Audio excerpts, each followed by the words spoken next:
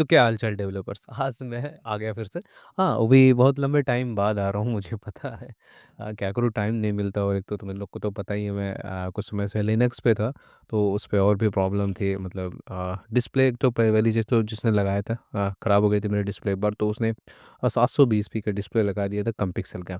वो लिनक्स में जाने के बाद मुझे पता चला जिसकी वज़ह से वीडियो स्ट्रेच हो जा रही थी तो ढंग से रिकॉर्ड नहीं हो रहा था। उसमें लिनक्स में तो मैंने उसमें क्विट किया, दाविंची चल नहीं रहा था, केडीएन से काम चला। जब मैं उबंटू में गया तो वहाँ चल गया। पर यही सब दिक्कतों की वजह से मैं फिर वो रिकॉर्ड करना छोड़ दिया। मैं कहा छोड़ जाए दो, लैपटॉप लेता हूँ तो करता हूँ। तो हाँ, अब मैंने लैपटॉप ले लिया है तो अब यहाँ से कंटिन्यू रहूँगा। कोशिश करूँगा उससे कंटिन्यू रहने की। उसमें मैंने लैपटॉप ले लिया लेनोवो का लॉक RTX 4050 i5 13 वाला।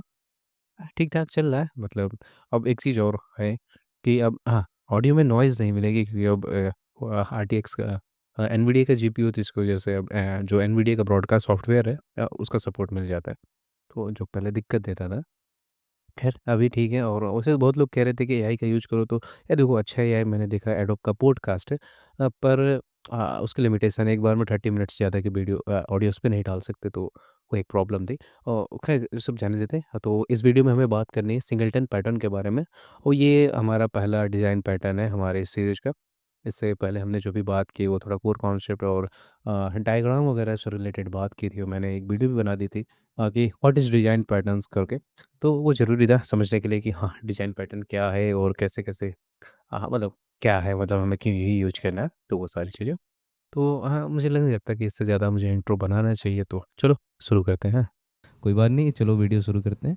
और हाँ, हम देखने वाले हैं सिंगलटन पैटर्न। ओके, तो सिंगल पैटर्न पहले देखते हैं क्या है। ये एक डिज़ाइन पैटर्न है। और तो हम देखते हैं पहले ये है क्या। सिंगल पैटर्न एक डिज़ाइन पैटर्न है जो इंश्योर करता है कि पूरे एप्लीकेशन में किसी क्लास के सिर्फ एक ही इंस्टेंस बने और उस इसी उसी इंस्टेंस को हर जगह रीयूज़ किया जाए। मैं कहने क्या मतलब है, मतलब कहने का मतलब जैसे देखो तुम कोई क्लास डिफाइन करते हो, ठीक है, उसमें कंस्ट्रक्टर वगैरह होते हैं, ठीक है, नहीं डालते हो तो एक डिफ़ॉल्ट कंस्ट्रक्टर होता है जो कॉल होता है इंटरनली। पर कंस्ट्रक्टर चलो मान लिया तुमने बनाया, तो उसमें हो सकता है तुमने कुछ वैल्यू दिया और वो जो क्लास है उसमें ढेर सारे ऑब्जेक्ट्स हैं और हाँ, वो क्लास बहुत हैवी भी हो सकती है किसी कारण से। हो सकता है वो क्लास में तुमने ऐसे लॉजिक्स लगा रखे हो जो बहुत हैवी हो। मतलब ऐसे केस में जब वो क्लासेस में तुम सिंगलटन पैटर्न नहीं लगाते हो तो होगा ये कि वो क्लासेस बार बार बनेगी, ठीक, और बार बार बनेगी और हमारी मेमोरी यूज़ करेगी तो वो हमारे मेमोरी पे लोड डालेगा, ठीक है, और मेमोरी पे लोड पड़ा तो हमारे सर्वर पे भी लोड पड़ेगा इनडायरेक्ट तरीके से। पर देखो सिंगलटन पैटर्न हम हर जगह यूज़ भी नहीं कर सकते हैं, वहीं यूज़ कर सकते हैं जहाँ पे किया जा सकता है। ठीक है, हम सब देखेंगे कि कहाँ यूज़ किया जा सकता है और कहाँ नहीं यूज़ किया जा सकता है, ठीक है। तो आओ पहले देखते हैं मैनिपुलेट इंस्टेंस सिक्योर्स। पहले मतलब प्रॉब्लम वन देखते हैं कि क्या प्रॉब्लम ये सॉल्व करता है और क्या नहीं सॉल्व करता है। देखो हर जगह न्यू ऑब्जेक्ट बनाने लगे, ठीक है, तो क्या होगा, मेमोरी बेस्ड हो जाएगा, रिसोर्स क्लास होगा, मैंने जैसे बताया रैम क्लास करेगा क्योंकि हर जो भी हम इंस्टेंस बनाते हैं वो रैम में ही जाती है ना। तो इससे ये प्रॉब्लम आने वाली है, ठीक है। और हाँ, हम देखो हर जगह जैसे मैंने बताया हम हर जगह सिंगलटन पैटर्न नहीं लगा सकते, तो कहाँ कहाँ लगा सकते। बाई चांस मान लो तुमने डीबी कनेक्शन डिफाइन किया, ठीक है, तो उस जगह पे तुम सिंगलटन पैटर्न लगा सकते हो। और लॉगर तुम बना रहे हो तो वहाँ भी लगा सकते हो। किसी प्रकार का कॉन्फ़िग है जो तुम चाहते हो ऐप चले तो लोड हो और वही config through out the application share हो और उसमें कोई चेंज भी ना कर सके, तुम रिस्ट्रिक्शन लगा सकते हो। अगर तुमने मेरी पिछली वीडियोस देखी है एब्स्ट्रैक्शन वगैरह पे हम कैसे सेट कर सकते हैं गेटर्स और सेटर्स, तो वो सारी चीज़ें भी हमें मिल जाती हैं यहाँ पे। हम डिफ़ॉल्ट जो सेट करते हैं बस वही सेट रहता है, ठीक है। और काफ़का क्लाइंट अगर तुम जानते हो तुम्हें पता होगा, रेडिस तुम जानते होगे, सेम एज़ डेटाबेस तुम इसे मान सकते हो, ठीक है।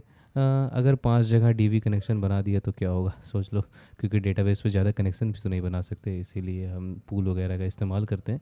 बाकी वो भी बात की बात है। अभी देखो अब दूसरा प्रॉब्लम में क्या सॉल्व करता है, ग्लोबल एक्सेस चाहिए बट कंट्रोल के साथ, ठीक है। अगर तुम वेरिएबल बनाते हो तो वो अनसेफ है, अनकंट्रोल है। पर तुम सिंगलटन पैटर्न बनाते हो तो वो उसे कंट्रोल कर सकते हैं। देखो मैं समझाता हूँ ये क्या कहना चाहता है। जैसे मान लो तुम कोई कॉन्फ़िग तुमने राइट किया, मान लो कोई सिस्टम सेटिंग है कॉन्फ़िग है जिस पे तुम चाहते हो कि जब तुम्हारा जो नोड सर्वर है वो इनिशियलाइज हो तो उस सेटिंग्स के साथ हो। सपोज कर लो ये कंडीशन है तुम्हारा, ठीक है। अब मान लो कि तुम नहीं चाहते हो कि उसको कोई भी चेंज कर सके, पर अगर तुमने एक ऑब्जेक्ट बनाया तो डॉट लगा के कोई भी उसके डॉट लगाने के बाद कोई भी उसकी कॉन्फ़िगरेशन को एक्सेस करके चेंज कर सकता है और कोड के किसी भी पार्ट में। भाई ढूंढ नहीं पाओगे सच में अगर ऐसा हुआ तो। ये बहुत प्रॉब्लम करता है, ठीक है। तो उसी लिए हमारे पास सिंगलटन पैटर्न होता है, क्योंकि हम इसमें एब्स्ट्रैक्शन लगा सकते हैं, ठीक है। अगर हम कुछ भी सेट भी करने का ऑप्शन दे रहे हैं ना, तो हम उसमें चेक कर सकते हैं एल्स इफ लगा के कि हाँ, ये कंडीशन अगर ट्रू है तो ही इसे चेंज करो, वरना मत करो। तुम्हें पता होगा एब्स्ट्रैक्शन जो क्लासेस में होती हैं, तो वही सारी चीज़ें उसकी मैं बात कर रहा हूँ। तो उस तरह का कंट्रोल यहाँ पे मिलता है, ठीक है। कब यूज़ करें, वेरी इंपॉर्टेंट है, जान लो कब यूज़ करें। Use singleton pattern with share resources, जैसे कि डीबी कनेक्शन हमने पहले बात किया, काफका बुल एमक्यू क्लाइंट और Redis client, config loader, feature flag, in memory cache. वही वही तो हुआ, in memory cache. By chance तुम और भी इन मेमोरी कैसे को लाइब्रेरी का यूज़ कर रहे हो तो उसके लिए भी कुछ है तो देख सकते हो। अ, और यहाँ पे है स्टेट ग्लोबल और इनकंसिस्टेंट चाहिए। ऐप सेटिंग जैसे मैंने बताया, कोई कॉन्फ़िगरेशन है तो रन टाइम फ्लैग्स देख सकते हो। और हैवी ऑब्जेक्ट्स हो, मतलब जैसा कि मैंने पहले बताया, अगर ऑब्जेक्ट्स हैवी हैं तो ये प्रॉब्लम क्रिएट करेगा, ठीक है। तो इतना चीज़ समझ गए, और मैं यही चीज़ बताना चाहता था कि सिंगलटन पैटर्न क्या क्या प्रॉब्लम सॉल्व करते हैं और कहाँ यूज़ नहीं करना चाहिए। बाई चांस मान लो तुम्हारा कोई क्लास है, ठीक है। जब तुम क्लास को इनिशियलाइज़ करते हो तो उसकी जो वैल्यूज़ है वो चेंज होती है बार बार। वैसे अपडेट तो कर सकते हो इसमें, पर वो सही नहीं है। वैसे भी इंडस्ट्री में जानते हो क्या रिकमेंड होता है, डिपेंडेंसी इंजेक्शन यूज़ करते हैं, ठीक है। डिपेंडेंसी इंजेक्शन एक अलग ही टॉपिक है, वो हम बाद में डिस्कस कर सकते हैं। ओके, तो अब बात आती है कि सिंगलटन पैटर्न में कहाँ यूज़ नहीं करना चाहिए। तो वो मैंने यहाँ नोट डाउन नहीं किया, वो हम देखते हैं चैट जीपीटी से ही पूछते हैं कि सिंगलटन पैटर्न हमें कहाँ यूज़ नहीं करना चाहिए, ठीक है। ओके, तो सिंगलटन पैटर्न पावरफुल होता है, पर हर जगह ये घुसा देना सबसे बड़ी गलती हो सकती है। सीधा देखो, रिक्वेस्ट यूजर स्पेसिफिक डेटा, ठीक है। कभी नहीं। यहाँ पे हम देखते हैं क्या, यहाँ पे हमें यूजर है, स्टैटिक है, इंस्टेंस है, क्या है, ये गलत है। देखो हाँ, जैसा कि मैंने बताया कि अगर तुम कोई क्लास है जिसमें तुम्हारे वेरिएबल्स चेंज हो रही हैं, कोई किसी प्रकार की स्टेट है जो चेंज होती हैं। मान लो यूजर आईडी है, यूजर आईडी के मुताबिक तुम कुछ फेच करते हो डेटाबेस से, तुम सिंगलटन पैटर्न बनाते हो तो उसमें एक स्टैटिक यूजर आईडी जा चुकी है। उसे बदलने के लिए तुम सेटर्स वगैरह यूज कर सकते हो, पॉसिबल है। पर उसके लिए तुम्हें एक स्पेसिफिक मेथड्स को एक्सेस करना पड़ेगा। उसे पूरा भी चेंज कर सकते हो, एक अपडेट बना सकते हो। उस क्लास में एक अपडेट मेथड बना सकते हो जो तुम्हारी रिक्वायरमेंट के हिसाब से अपडेट कर देगी। पर प्रॉब्लम ये है कि वो ग्लोबली अपडेट होगा, तो अगर कोई और भी उसे यूज कर रहा है, तुम्हारे ऐप में कोई और भी उसी का इंस्टेंस यूज कर रहा है उस क्लास का, तो उसके पास भी तुम्हारा नया अपडेटेड जो इन्फॉर्मेशन है वो चला जाएगा। तो वो कुछ रॉन्ग प्रोसेसिंग कर देगा। सपोज करो, एक मिनट यार, अच्छा होगा कि मैं कौन सा यार यूज करता था, नहीं इरेजर नहीं करता था, क्या स्केलेट्रा। अच्छा, मैं इस बात को तो भूल ही गया था कि मैं ड्रॉ करके भी समझा सकता हूँ तुम लोगों को। हाँ, मेरे ध्यान से उतर गया था कि काफ़ी टाइम बाद वीडियो बना रहा हूँ ना। जैसे मान लो कि तुम्हारे पास ये क्लास है, ठीक है। सपोज करो ये क्लास है, ठीक है। इसमें तुम्हारे पास डिपेंडेंसी है। मैं मानता हूँ, चलो यूज़र आईडी ही हम ले लेते हैं, ठीक है। चलो यूज़र आईडी है, ठीक है। और तुमने एक काम किया, यूज़र आईडी जो है वो चेंजेबल है, ठीक है। हम ये जानते हैं कि जो यूज़र आईडी वो चेंजेबल है। और हाँ, एक चीज़ है, अगर स्पेलिंग गलत हो तो उसको ध्यान मत देना। और एक चीज़ और तुम जानते होगे कि अ, हम इसे डीबी कनेक्शन नहीं, सपोज करो ये डीबी कनेक्शन नहीं है, पर डीबी कनेक्शन का यूज़ करके डेटाबेस से कुछ फेच करता है। तो हम क्या मान लेते हैं, हम मान लेते हैं कि ये जो है यूज़र इन्फो फेच करेगा, ठीक है। हमने हो सकता है कुछ ऐसे क्लासेस बना रखे हैं जो यूज़र इन्फो फेच करेगा, ठीक है। ठीक है, यूज़र इन्फो फेच करेगा, ठीक है। तो हाँ, यूज़र इन्फो किसका फेच करेगा, हम जो आईडी प्रोवाइड करेंगे उसी का करेगा ना। पर होगा क्या, जब हम इसको सिंगलटन पैटर्न बना देंगे, मतलब कि हमने एक इंस्टेंस बना दिया और इस इंस्टेंस में मान लो हमने यूज़र आईडी दे दी 123, ठीक है। अब यही जो इंस्टेंस है, मतलब ये समझो कि एक ग्लोबल बन गया, ठीक है। तो ये ग्लोबल है, ठीक है, ये ग्लोबल है, ठीक है। अब अगर हम वापस से इसका यूज करते हैं, इसका गेट इंस्टेंस करते हैं, जैसे मान लो हमने गेट इंस्टेंस किया, तो होगा ये ना कि एक बार जो इंस्टेंस बन चुका है यूज़र आईडी 123 के साथ, हर बार वही मिलेगा। जैसे मान लो तुम्हारे 4 राउट्स, सपोज करते हैं कि हमारे पास अभी 4 राउट्स हैं, ठीक है। 4 राउट्स हैं, ये अभी 4 राउट, ठीक। अब चारों ने यूज किया इसका, ठीक है, इसे इंपोर्ट किया और इसको यूज किया। तो उसमें अब इसमें प्री डिफाइंड यूजर आईडी है, प्री डिफाइंड उसमें यूजर आईडी है, ठीक है, 123। पर जैसे मान लो इसको, इस पे जो रिक्वेस्ट आई वो आई यूजर आईडी 456 के साथ। अरे यार, फंक्शन बटन दबा रहा, चलो इस कुछ भी ज़्यादा ही, ठीक है। इस यूज़र ने रिक्वेस्ट की, अब होगा क्या, अब ये भले अलग अलग यूज़र ने रिक्वेस्ट डाली है, पर प्रॉब्लम क्या हुई यहाँ पे, तो समझो प्रॉब्लम ये हुई कि ये यूज़र आईडी कभी चेंज नहीं होगी, तो जो भी इन्फॉर्मेशन फेच हो जाएगी वो इस 123 यूज़र के लिए होगी। तो यहाँ पे बात ये है कि हमें चाहिए कि नहीं, अरे हर कॉल पे हमारे जो डेटा है वो बदले। तो क्या ऑप्शन है? पहला ऑप्शन ये है कि तुम इसके अंदर एक मेथड डिफाइन करो, ठीक है? एक मेथड डिफाइन करो जो अपडेट करे यूज़र आईडी को, ठीक है? यूज़र आईडी को, ठीक है? इसका एक काम करते हैं, एक यूएमएल डायग्राम बनाते हैं तो और समझाने में मज़ा आएगा।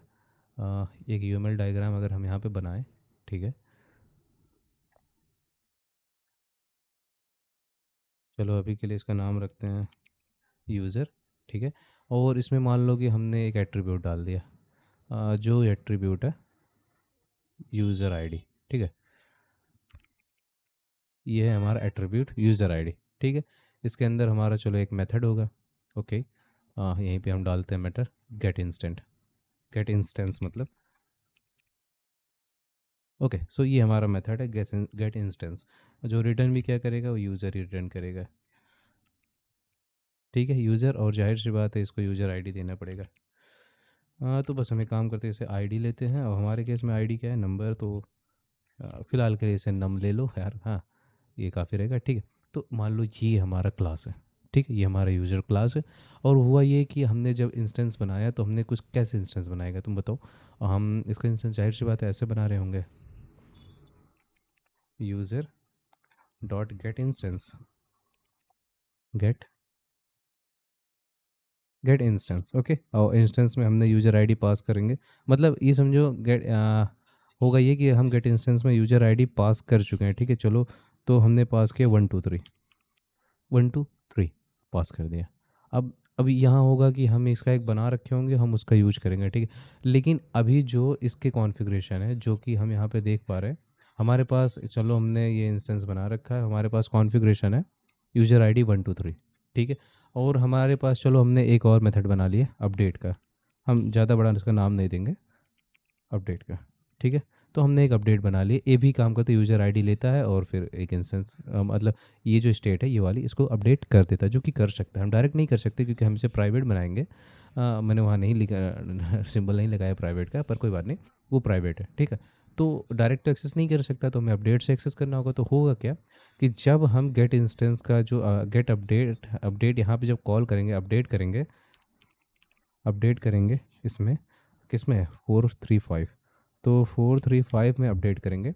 तो सपोज करो कि यहाँ पे कोई रिक्वेस्ट आई और उसी साथ यहाँ भी आई और साथ में यहाँ भी आई, तो यहाँ पे एक रेस कंडीशन है, ठीक है? देखो पहले यहाँ पे रेस कंडीशन है, इसने एक्सेस किया, चलो मान लो कि इसने एग्जीक्यूट किया सबसे पहले, इसने कर दिया, ठीक है? तो इसने क्या सेट कर दिया, ये सेट कर दिया यूज़र आईडी, और साथ में इसने भी कर दिया, और साथ में इसने भी कर दिया साथ में ही। अब मुझे नहीं पता, सही बताऊँ, कि किसका यूज़र आईडी इस क्लास में करंटली होगा, पर ये ग्लोबल होगा। तो ग्लोबल इसलिए होगा क्योंकि हमारे पास एक सिंगल इंस्टेंस है, नया इंस्टेंस बनेगा नहीं क्लास का। तो मान लो सपोज डैट लास्ट में एक साथ आया, तो मान लो आईडी असाइन हो गई ये 2123। तो अब होगा ये कि जब डेटा फेच होगा इन दोनों में भी, तो 2123 का डेटा फेच हो जाएगा।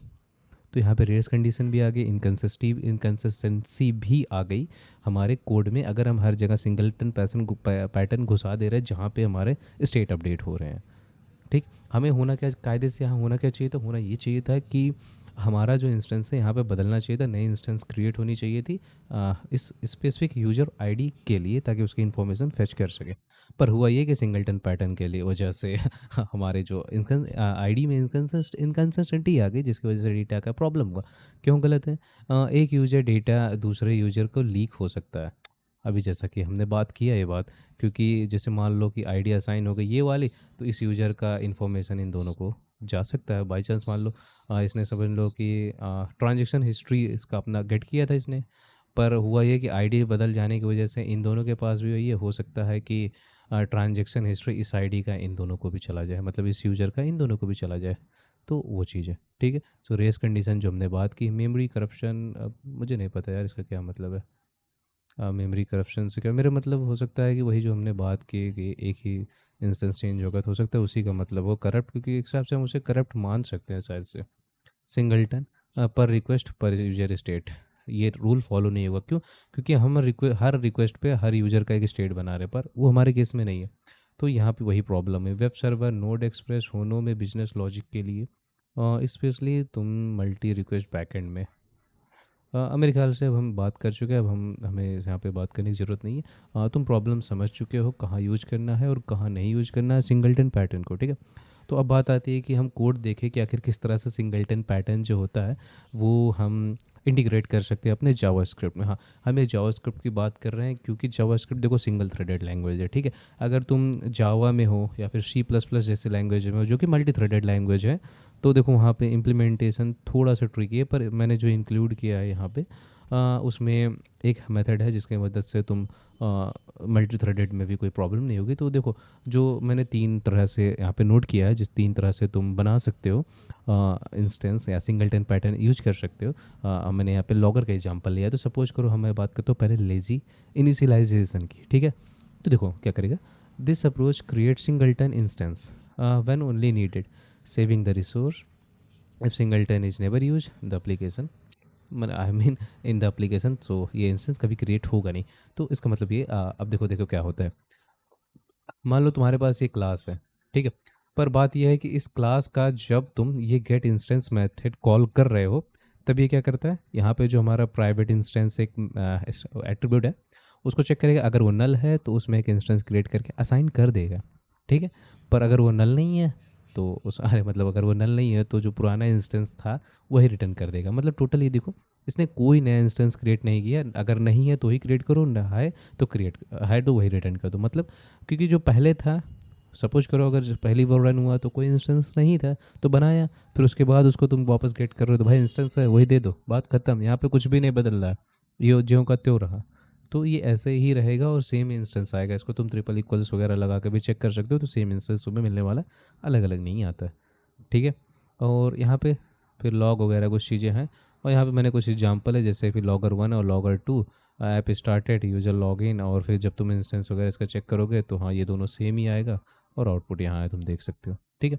ये इसका आउटपुट है। बाकी ये कोड तुम्हें मिल जाएगा। ये कोड मैंने देखो बहुत पहले ही लिखा था, क्योंकि एक तो उसमें जानते हो मेरे लिनक्स वगैरह में शिफ्ट हो गया था तो प्रॉब्लम हो रही थी। जिस वजह से मैं वीडियो रिकॉर्ड नहीं कर रहा था। दूसरा बात, मैं टाइम भी नहीं मिल रहा है। तो वन लाइन अगर मैं तुम्हें दिखाऊं तो, अच्छा वन लाइन में नहीं दिखेगा। जो मेरा लास्ट कमिट था वो देखो, नवंबर 30 को ही मैंने ये कमिट किया था। तो सोचो आज से कितना टाइम पहले, आज 12 तारीख हो रहा है, नहीं आज 17 तारीख हो रहा है, 12 कहाँ है ये। अब सोचो आज 17 हो गया। मैं इतना दिन पहले ही ये सारी चीज़ें कोड वगैरह लिख के रखा था और रिकॉर्ड अप कर रहा हूँ। तो हाँ ये थोड़ा टाइम की इशू है और मेरा थोड़ा सिस्टम का भी इशू था। उसमें डिस्प्ले 720 भी था जिसकी वजह से और प्रॉब्लम हो रही थी, क्वालिटी अच्छी नहीं आ रही थी पुराने लैपटॉप में। तो ये था। और हाँ, तो ये समझ गए होगे ना, मतलब हम क्या कर रहे हैं, हम एक मेथड डिफाइन, मतलब एक एट्रीब्यूट डिफाइन कर रहे हैं और मेथड में उसका इंस्टेंस बना रहे हैं, ठीक है। बाय द वे ये वाला जो तुम मेथड देख रहे हो मैं यही यूज किया हूँ। इसके अलावा मैंने आज तक कोई मेथड यूज़ नहीं किया अपने किसी भी प्रोजेक्ट या जहाँ भी मैं काम कर रहा हूँ। तो यही मैंने यूज किया है और ना मेरे ये काम हो जाता है। क्यों? क्योंकि देखो जावा स्क्रिप्ट सिंगल थ्रेडेड लैंग्वेज है और अगर तुम मल्टी थ्रेडेड में हो तो उसकी थोड़ी सी प्रॉब्लम है। अगर तुम सच में किसी और लैंग्वेज से हो, जो कि मुझे नहीं लगता कि हो गए भी क्योंकि देखने वाले बहुत कम है, तो अगर ऐसा है तो यार तुम एक बार चेक कर सकते हो। लेकिन इसमें मैं कुछ और भी है, दिखाता हूँ तुम्हें अगर क्या। This implementation is the one of the simplest and inevitably thread safe without needing explicitly synchronization. क्योंकि थ्रेड शेप में हमें थ्रेड्स वगैरह लॉक वगैरह करने पड़ते हैं ना मल्टी थ्रेडेड लैंग्वेज में, पर ये नहीं है। ये इसका देखो डिसएडवांटेज ये है, क्योंकि ये एप्लीकेशन लोड होने पे इसका इंस्टेंस क्रिएट हो जाएगा। तो अगर ये कोई हैवी मेथड हुआ तो, और बाय चांस मान लो इसका कोई यूज भी नहीं हुआ, तो ये फालतू का मेमोरी में पड़ा रहेगा, मेमोरी लीक करेगा। लीक मतलब वही वेस्ट करेगा। तो ये ऐसे ही है। मतलब यहाँ पे कुल मिला जुला के तुम इंस्टेंस पहले से डिफाइन करके रख सकते हो, जब गेट कॉल होगा डायरेक्ट रिटर्न कर दो। बहुत सिंपल है, पर मेमोरी के लिहाज से ही अच्छा नहीं है। पर हो सकता है कुछ लोगों के लिए कुछ यूज केस हो, बाई चांस मान लो यहाँ पे किसी प्रकार का कुछ नेटवर्क कॉल या फिर सेटअप कॉन्फ़िगरेशन रन करना हो जो कि ऐप के चलते ही रन होनी है, तो उस केस में शायद ये हेल्पफुल हो सकता है। पर अभी तक तो मेरे पास ऐसा कोई यूज केस नहीं है जिसमें ये मेरे लिए हेल्पफुल हो या फिर मैं इसके लिए सोचा हूँ कि मैं इस तरह के मेथड के लिए जाऊँ। हाँ, ओके। तो हाँ, मैंने इसका बता दिया कि ये थ्रेड सेफ भी है और हाँ, कुछ कॉन्फ़िगरेशंस वगैरह हैं, लोड होते ही चाहिए तो का ये तुम देख सकते हो। नहीं तो मेरे नज़र में, मेरे लिए तो फ़िलहाल इसका कोई यूज़ केस आया नहीं है। पर सिंगल पैटर्न तुम समझ गए हो कि किस तरह से डिफाइन किया जाता है, खासकर सिंगल थ्रेडेड लैंग्वेज जैसे कि जावास्क्रिप्ट और पाइथन, और या बिल प्रेस सिंगलटन पैटर्न। मुझे नहीं पता यार इतना कॉम्प्लेक्स कौन यूज करना चाहेगा, पर हो सकता है किसी को यूज केस हो। This implementation uses a static inner helper class to hold the singleton instance. Okay, the inner class is not loaded into the memory until its reference for the first time. Okay, and get instance. Okay, by the way, ये भी thread safe है. Okay, so without requiring explicitly synchronization, अगर तुम हो सच में multi threaded language से जैसे कि सी प्लस प्लस वगैरह से, तो ये भी थ्रेड सेफ है। ठीक है, मुझे लगा मैंने एक किया है पर यहाँ पे दो है, क्योंकि काफ़ी टाइम हो गया ना। तो यहाँ पे देखो हमने कुछ किया है, और ठीक है ये है हमारा, और हमने क्या किया, इसी के अंदर हमने एक क्लास बना रखा है। ठीक है, तो ये देखो हमारा मतलब जो क्लास है उसके अंदर एक और क्लास है। ठीक है, और जिसके अंदर हमने डिफ़ाइन किया है, ये असल में एक मेथड नहीं है, ये एक एट्रीब्यूट ही जैसा है। तो इसके अंदर हमारा एक क्लास है जिस जो क्लास क्रिएट करता है, इसका इंस्टेंस वगैरह होल्ड करता है। ठीक है, तो ये सिंपल सी चीज़ है, और ये एक स्टैटिक क्लास है और कुछ नहीं है। और फिर यहाँ होता क्या है, जब हम गेट इंस्टेंस कॉल करते हैं तो इस स्टैटिक क्लास में से उसका जो इंस्टेंस है वो रिटर्न कर देते हैं। तो इस तरह से भी हम सिंगलटन पैटर्न जावास्क्रिप्ट में यूज कर सकते हैं, और हाँ ये थ्रेड सेफ है। तो ये कुल 3 मेथड से जो मैंने इंक्लूड किए। अब मैं कोशिश करूँगा यार कि थोड़ा वीडियो वगैरह आए जल्दी, क्योंकि अभी हमारे 2 चीज़ें पेंडिंग में हैं, टेस्टिंग भी है और ये भी पेंडिंग में। और मैं कुछ हाई लेवल से मतलब हाई लेवल सिस्टम डिज़ाइन से रिलेटेड भी कुछ प्लान कर रहा हूँ यार, जैसे कि कैसिंग वगैरह का। मैं उसको ऐसे एज ए प्लेलिस्ट कुछ भी लॉन्च नहीं करूँगा, इंडिविजुअल वीडियोज़ आएंगी। पर पता नहीं कब आएंगी, पर आएंगी। मुझे टाइम मिले तो मैं यूट्यूब पे थोड़ा सीरियस भी हूँ लेकिन मिल ही नहीं रहा है ना। बाकी कोई बात नहीं, ये जो कोड है ना, ये तुम्हें गिटहब पे मिल जाएगा, काफ़ी टाइम पहले अपडेटेड है, अगर तुम अपडेटेड रहते होगे तो दिखा ही होगा तुमने। तो ठीक है, आगे हम शायद फैक्ट्री मेथड फैक्ट्री पैटर्न में इसके बाद कवर करूँ, तो कोशिश करूँगा जल्दी मिलूँ, तो फिर मिलता हूँ फैक्ट्री पैटर्न में। हाँ, एक चीज़ और बता देना, ज़रा वॉलपेपर बताना कैसा है बाकी ठीक है।